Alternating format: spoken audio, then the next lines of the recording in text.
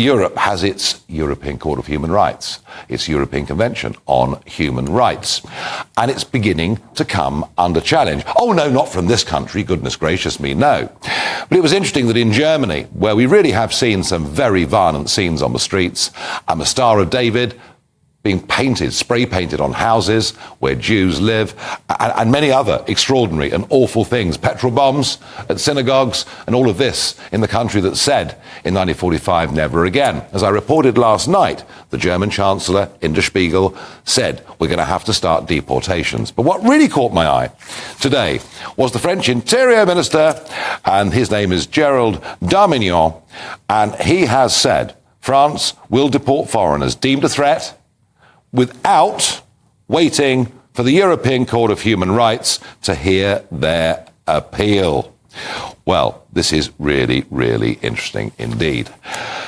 I wonder, Marin Howe KC, as somebody that specialises in EU law at all levels, could the French simply just defy this court in their own country of Strasbourg, or is this just political sort of baton waving?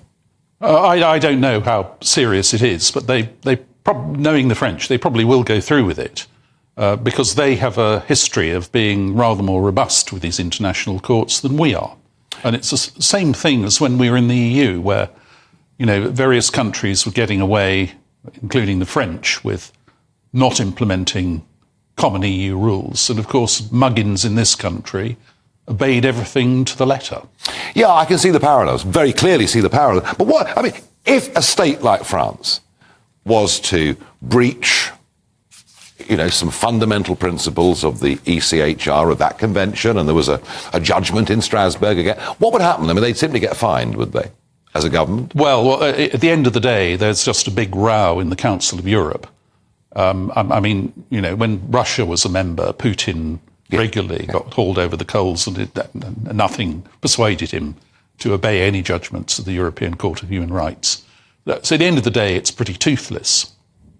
It's interesting, isn't it? Because here it would appear that Westminster is terrified of it.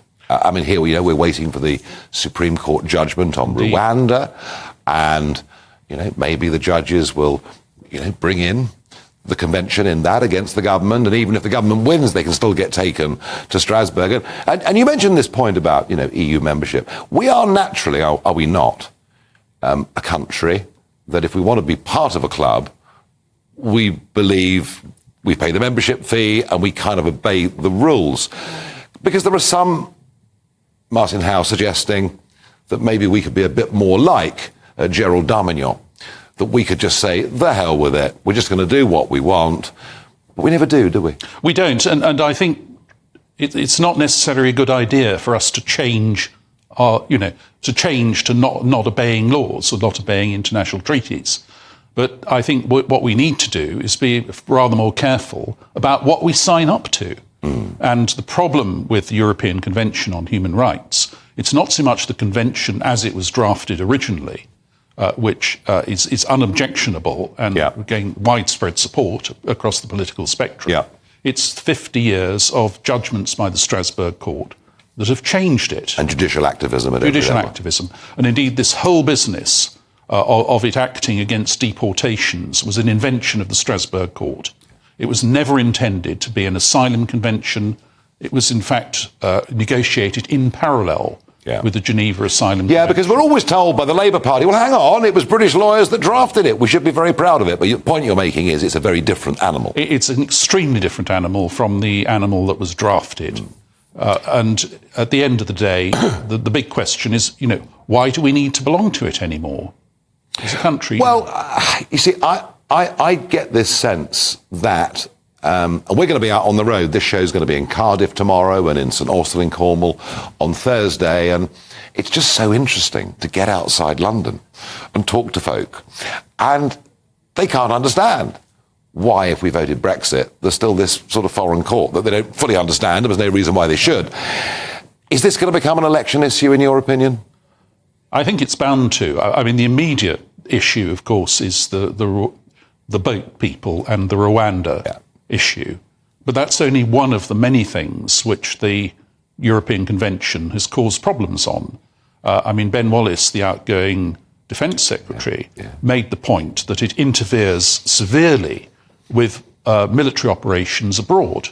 The convention was never intended to apply extraterritorially. That's a pure invention of the Strasbourg court. So it's time to leave, is it, Martin Howe? Well, my view is it's time to leave. In fact, 10 years ago, I was on a commission on the Bill of Rights set up by the Cameron government, coalition government. And we were looking at ways of sort of modifying its application and things. But I think we've gone past that sort of approach. And really, that there is no purpose for this country to remain in it. Why should we have a sort of regional court? But we'll become like Belarus and Russia, they'll say. Well, because they're not part of it. Well, they decide. They decided to leave for very different reasons. The reason for leaving would be it's impossible, unfortunately, to stay in the convention and not be bound by the court. The court is because of our culture, and because of our culture, we don't want to belong to clubs and then not obey the rules, as you put it.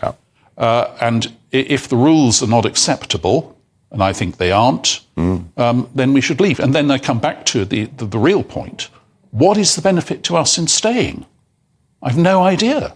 It's just waving arms around and saying, we'll be regarded as bad people. I think The Guardian would tell us it's protecting us against bad, evil governments, but I don't think our governments, they may make mistakes, but I doubt they're bad or evil. Well, we're a democratic system.